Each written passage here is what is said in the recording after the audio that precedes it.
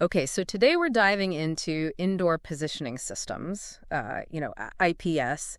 And, you know, we all kind of take for granted how our phones like magically know where we are outside, right? And Yeah. the whole like blue dot thing. Right. Well, what if we could bring that same level of location awareness inside? Oh, that's interesting. Like imagine walking into, I don't know, a huge mall and your phone just like guides you straight to the store you're looking for. Oh, wow. Or like at a conference, you get a notification that a talk you're interested in is about to start in a room just down the hall. That'd be amazing. No more getting lost. Exactly. And that's what we're digging into today. I'm intrigued. How does IPS work? Yeah. What are the different technologies involved? And what are some of the cool things we can do with it? Okay, let's get into it. Like we've got a ton of sources, articles, research papers. Right. And they all point to this idea that IPS can really change the way we interact with indoor spaces. I can see that. And especially, how connected devices can kind of talk to each other based on their location. Like a whole network. Yeah, and we're going to focus on building an integrated system using, some cool tech like Python FastAPI for the back end. Oh, yes. And React with TypeScript for the front end. Sounds like a really powerful combination. Yeah, and the thing is, there aren't really like universal standards for IPS yet. Oh, really? Yeah, so it's a bit of a wild west out there, which makes it even more exciting, right? Definitely. Lots of room for innovation. Absolutely. So let's start with the applications. Like, where is IPS actually being used right now? Well, one area where it's already making a huge impact is events. Think about, large conferences or festivals. Oh, yeah. Trying to find your way around those can be a nightmare. Exactly. But with IPS, attendees can navigate these complex venues so much easier. They can use their phones to find specific booths, stages, or even restrooms. Yeah, and I've also seen events where they send personalized notifications to attendees based on their location. Oh, right, like if you're near a talk that's about to start, or maybe a special offer at a nearby food stall. Exactly, and I think for organizers, it's all about the data, right? Oh, absolutely. Yeah. IPS gives them incredibly valuable insights into how attendees are moving around the venue. Yeah, like are people congregating in certain areas? Are there bottlenecks? Yeah, and all of that can be used to optimize future events. Make them even better. Exactly. And it's not just events, right? I mean, IPS has a ton of potential in other areas, too. Oh, for sure. Think about gaming, for example. Imagine playing a location-based game in a theme park. Oh, wow. That would be so cool. Yeah, like your phone could trigger certain events or challenges based on where you are in the park. Or like a scavenger hunt or something. Exactly. Or even in museums. Oh, yeah. You could have exhibits that react to your presence, providing more information or interactive elements as you get closer. It's like bringing the exhibits to life. Exactly. And let's not forget about commercial spaces. Ah, yes, the retail world. Now we're talking. Well, IPS can really revolutionize the shopping experience. Customers can use their phones to navigate the store, find specific products. No more wandering aimlessly up and down aisles. Exactly. And retailers can use it for things like real-time inventory tracking. Ah, so they know exactly what's on the shelves and where. Yeah, and it helps with loss prevention, too. You can track high-value items and maybe even get alerts if something seems out of place. Makes sense. And of course, targeted promotions. Oh, right. You can send personalized offers to customers based on their location in the store. It's like taking the whole online personalization thing and bringing it into the physical world. Exactly. Bridging the gap between the online and offline experience. So we've got all these amazing applications, but how does this actually work on a technical level? Well, at the heart of it all are the sensors. Right. They're the ones that are actually detecting where things are. Exactly. And there are a bunch of different technologies being used. Like what? Well, one of the most popular is BLE, Bluetooth Low Energy. Okay, I've heard of that. Yeah, it's known for being very energy efficient, which is important for battery-powered devices. Makes sense. And they've made some really cool advancements in BLE technology recently, like angle of arrival or AOA. AOA, what's that? It's a way to determine the direction of the signal, which helps to improve the accuracy of location tracking. Oh, interesting. So it's not just about signal strength anymore. Exactly. And then there's Wi-Fi, which is great because it leverages existing infrastructure. Right. Most buildings already have Wi-Fi networks. Exactly. And you can use things like RSSI, receive signal strength indication, or FTM, fine time measurement, to estimate location. Okay, so BLE is energy efficient and getting better at pinpointing direction. Wi-Fi is convenient because it's already there. Exactly. And then you have UWB ultra-wideband. UWB, what's that all about? It offers extremely high precision, like down to the centimeter level. Wow, that's impressive. Yeah, it uses short-range radio pulses to measure distances very accurately. So that's probably good for like very specific applications where you need really precise location data. Exactly. Things like industrial automation, or maybe even tracking surgical instruments in a hospital. Wow, I see. And then there's RFID, radio frequency identification. RFID, yeah, I've seen those tags on like clothes and stuff. Exactly. It's great for tracking a large number of objects, but it's not as precise as some of the other technologies. So maybe not the best for like really detailed location tracking. Right. More for general inventory management or asset tracking. Okay, so we've got BLE, Wi-Fi, UWB, RFID. Is that it? Well, there are a few others like magnetic positioning, acoustic, even visible light communication. Wow, so many options. Yeah, and the key takeaway here is that there's no one-size-fits-all solution. Makes sense. The choice of sensor really depends on the specific needs of the application. Right, like how accurate do you need to be, what's your budget, and how much power do you have to work with? Exactly, and increasingly we're seeing hybrid approaches where multiple sensor technologies are combined to improve accuracy and reliability.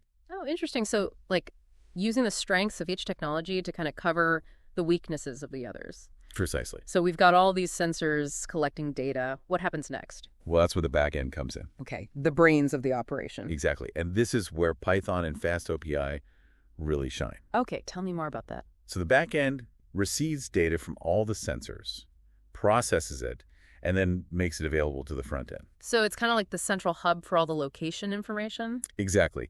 And the data can come in different ways, like MQTT, which is a lightweight messaging protocol. Okay. Or traditional HTTP or HTTPS requests, or even WebSockets for real-time communication. So lots of options for getting the data to the back end. Yeah, and FastAPI is just fantastic for building these RESTful APIs that can handle all that data. RESTful APIs. It's a way to structure the communication between the back end and the front end. And FastAPI makes it so easy to create these APIs, plus it's super fast and efficient. I like the sound of that. And we also use Pydantic, which helps with data validation, making sure the data we're receiving is in the right format. So it's all about keeping things clean and organized. Exactly. And then there's the actual positioning algorithms. Right, the math that figures out where everything is. Yeah, and there are a bunch of different algorithms like trilateration. Trilateration. It's a way to determine location based on the distance to 3 or more known points. Okay, I vaguely remember that from geometry class. Yeah, and then there's fingerprinting, which is more like creating a map of signal strengths at different locations. Oh, interesting. And then you compare the current signal strengths to that map to estimate location. Sounds clever. And Python has some great libraries for all of this, like NumPy and SciPy, which are perfect for the numerical heavy lifting. So Python is really like the backbone of the whole back-end system. Absolutely. And the way the API is designed is crucial. You need to be able to receive location updates from the sensors, associate those updates with specific devices or users. And then trigger actions based on that location data. Exactly. And the choice of data transmission protocol can really impact the responsiveness of the system. Oh, right. Like how quickly the front end gets updates. Yeah. So for real-time applications, you might want to go with WebSockets or MQTT because they offer lower latency. Less lag. Exactly. And FastAPI's asynchronous capabilities really come into play here, allowing it to handle multiple requests simultaneously without blocking. So it can keep up with all the incoming data, even if things get busy. Exactly. So we've got the sensors collecting data, the back end processing it.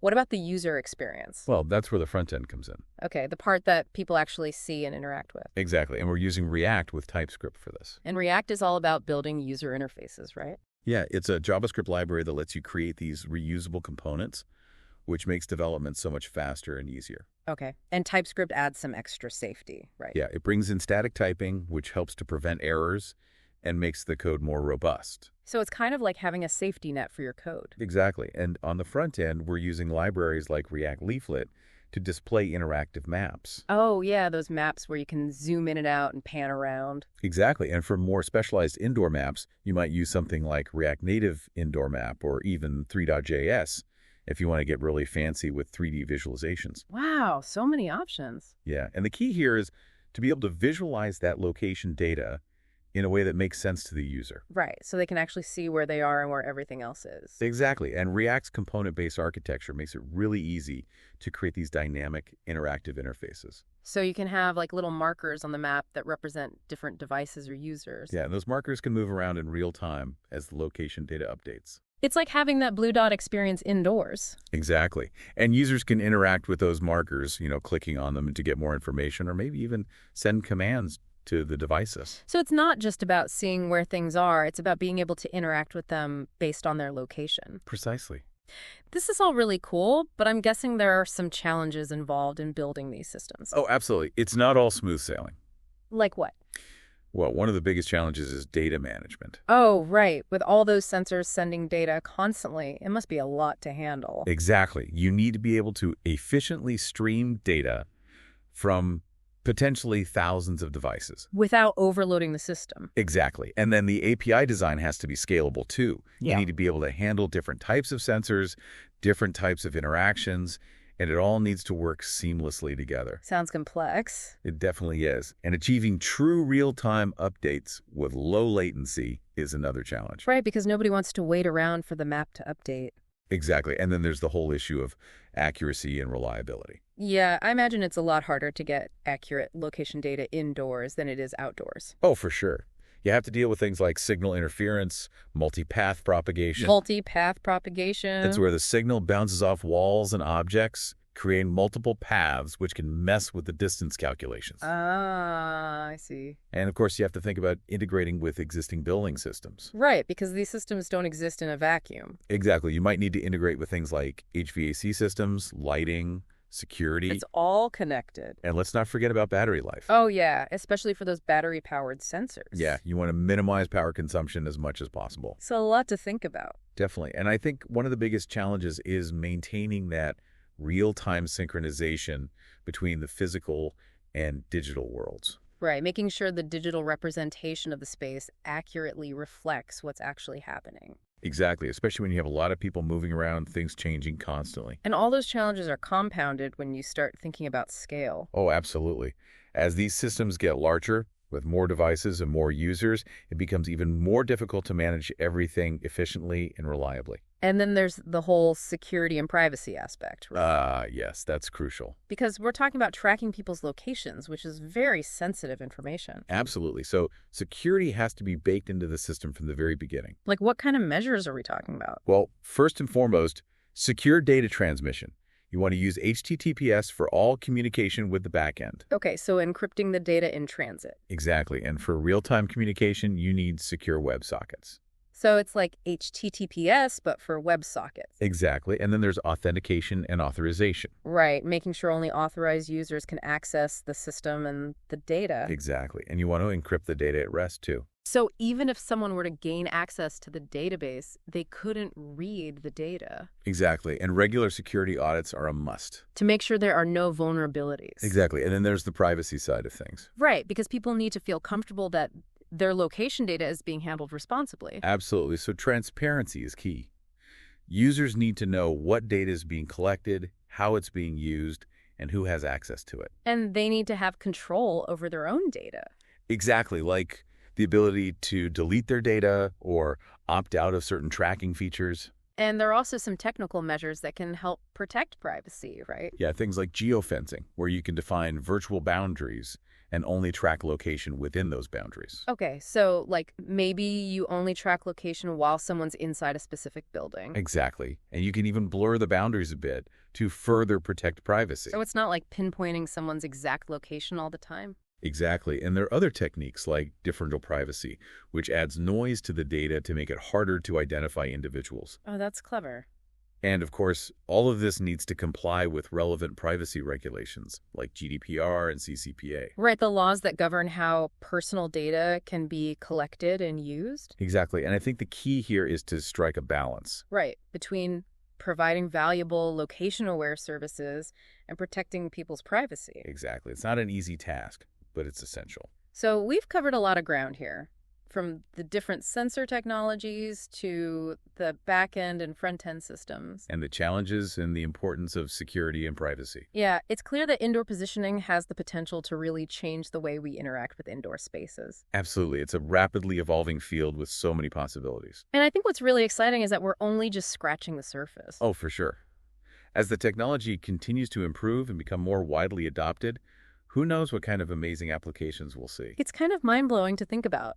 It really is. Well, that's about all the time we have for today's deep dive. It's been a fascinating discussion. Yeah, I've learned a lot, and I hope our listeners have too. I hope so. So, considering how our indoor spaces are becoming increasingly connected, what unforeseen interactions might emerge as indoor positioning technologies become even more precise and deeply integrated into our daily lives? That's a great question. It's something to think about. Definitely. Thanks for joining us on the Deep Dive. It's been a pleasure. We'll see you next time. Until then.